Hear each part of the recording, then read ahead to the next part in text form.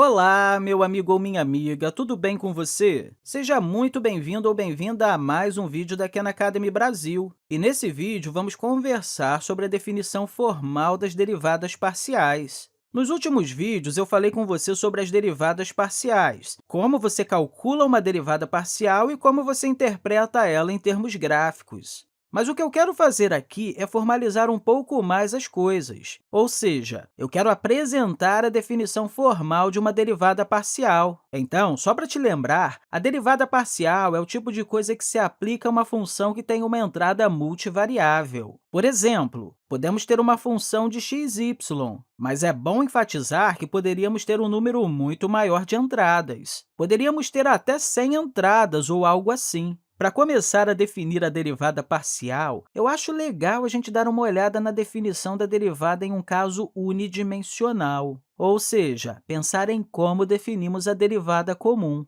Vamos dizer, então, que temos uma função de apenas uma variável. Vamos colocar algo simples aqui. Que tal f de x sendo igual a x ao quadrado? A forma de pensar na definição da derivada para essa função é basicamente como interpretamos df sobre dx. Pensando nisso, vamos tentar formalizar isso aqui que eu escrevi. Que tal colocar o gráfico dessa função aqui? Quando a gente colocar o gráfico para essa função, vamos obter uma curva. E aí, quem sabe, a gente queira avaliá-la em algum ponto. Digamos que você queira avaliar em um ponto A. Assim, você pode pensar esse dx aqui como um leve empurrão, apenas um pequeno empurrão no valor da entrada, que nesse caso é na direção x. Essa função terá uma saída, f de x, que é representada pelo eixo y aqui. Assim, você pode pensar no df como sendo o empurrão resultante aqui, a variação resultante para a função. Então, quando formalizamos isso, estaremos pensando em uma fração que vai representar df sobre dx. Bem, eu vou deixar um espacinho aqui agora, porque daqui a pouco a gente vai colocar alguma coisa aqui, ok? Se você já sabe o que é, pode se antecipar, porque você já deve saber o que está acontecendo aqui. Além disso, ao invés de colocar aqui dx, eu vou colocar h. Então, ao invés de pensar em dx sendo o pequeno empurrãozinho, a gente vai pensar nesse empurrãozinho como h. Ah, claro, não precisa usar a letra h necessariamente. Pense nisso como algum tipo de variável que seja muito pequena. Talvez todas as outras letras do alfabeto foram tomadas e só restou o h para a gente usar aqui, ok? Agora, o que queremos dizer com a variação resultante em f? Para onde ela vai depois que você der um empurrãozinho? Se você está interessado ou interessada na variação resultante, você pega o f de onde ele estava, no ponto de entrada, no ponto A, no caso, mais o empurrão, ou seja, mais aquele pequeno h.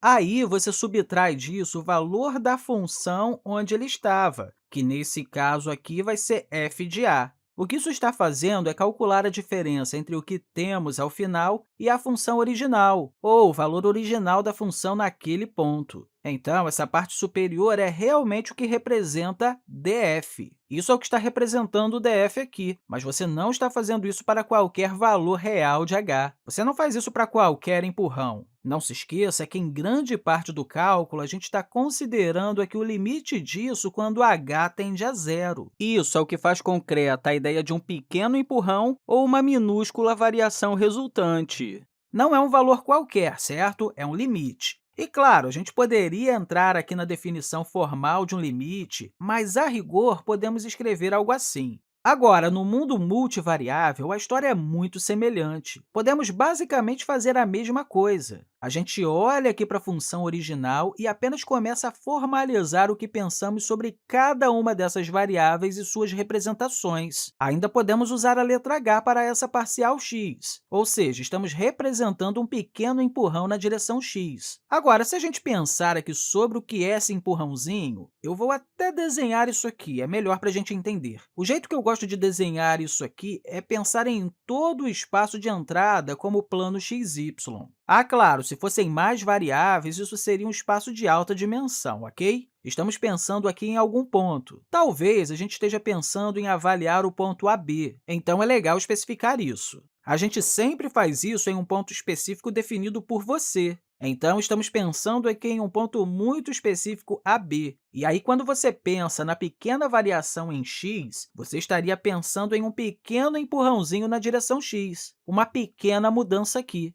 E aí, toda a função vai mapear esse espaço de entrada, seja ele qual for, e levar para a reta dos números reais. Esse aqui é o espaço de saída. E como que esse pequeno empurrãozinho vai influenciar na saída? Bem, eu desenhei esse esboço aqui desse jeito, mas é importante saber que isso daqui tem que ser uma forma bem livre, porque depois que a gente começar a pensar em saídas dimensionais, em saídas mais altas ou algo assim, isso daqui tem que ser adaptável. Assim, vai ficar mais fácil representar como que o parcial x, a mudança na direção x, vai gerar um resultado na variação da função. Mas voltando aqui, o que isso significa? Se h representa aquela minúscula variação para o valor x, você tem que avaliar a função no ponto A mais aquele h, já que você está adicionando isso ao valor de x. Isso aqui é a primeira componente, porque estamos falando de uma derivada parcial em relação a x. Aí colocamos b na segunda componente. O ponto B permanece inalterado. Então, você está avaliando isso no novo ponto, mas você precisa fazer a diferença com o valor da função no ponto AB. Então, colocamos aqui menos a função no ponto AB. E é isso. Essa é a definição formal da sua derivada parcial, exceto que está faltando uma parte muito importante, não é? A parte mais importante aqui é que não estamos fazendo isso em qualquer valor de h. Sendo assim, nós temos que colocar esse carinha aqui na frente, o limite disso tudo aqui quando h tende a zero. Isso significa que você não está considerando nenhum tamanho específico de dx, mas sim quando ele é muito pequeno. Sendo assim, considerando essa notação aqui, você pode pensar nesse h como sendo um empurrão muito pequeno. E quanto menor ele for, menor será a variação resultante. Assim, com essa expressão, estamos tentando determinar qual é a proporção entre a variação resultante na função e h, quando h é muito pequeno. Bem, essa é a derivada parcial em relação a x. E apenas por uma questão prática, vamos escrever aqui a derivada parcial em relação a y? Bem, vamos nos livrar disso tudo aqui para a gente ter um pouquinho de espaço. Bem, eu não preciso mais disso, afinal. Vamos pensar aqui agora sobre como a derivada parcial em relação a uma variável diferente seria. Se estivéssemos fazendo isso como a derivada parcial de f em relação a y, agora estaríamos empurrando ligeiramente na outra direção, não é? Estamos empurrando na direção y.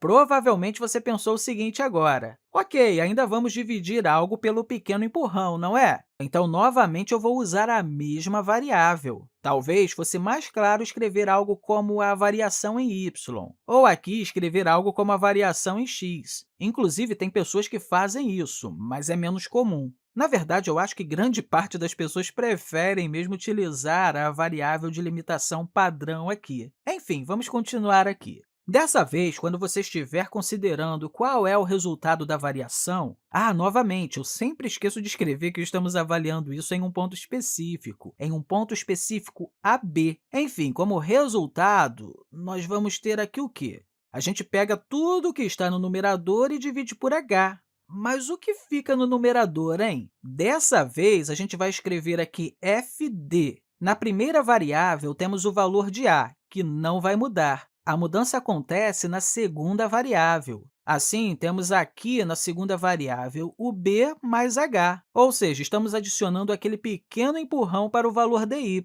Aí, como antes, nós subtraímos isso com f de ab, ou seja, calculamos a diferença entre o que obtemos com o empurrão e o que a gente tinha com a função original. Novamente, a gente precisa tirar o limite disso tudo quando h tende a zero. A forma que pensamos sobre isso é muito semelhante, só que quando você muda a entrada adicionando h ao valor de y, você está variando para cima. Aí, novamente, nós temos a definição formal para a derivada parcial. Ela se parece muito com a definição formal da derivada. Enfim, é sempre importante ter em mente essa definição quando a gente for calcular as derivadas parciais. Saber também que a gente sempre fala parcial f parcial y ou parcial f parcial x para as derivadas parciais. Conhecer essa definição é importante, principalmente para quando a gente introduzir novas noções, novos tipos de derivadas multivariáveis, como a derivada direcional. E eu acho que essa definição ajuda muito a esclarecer o que realmente está acontecendo em certos contextos. Eu espero que você tenha compreendido tudo direitinho que conversamos aqui e, mais uma vez, eu quero deixar para você um grande grande abraço e até a próxima!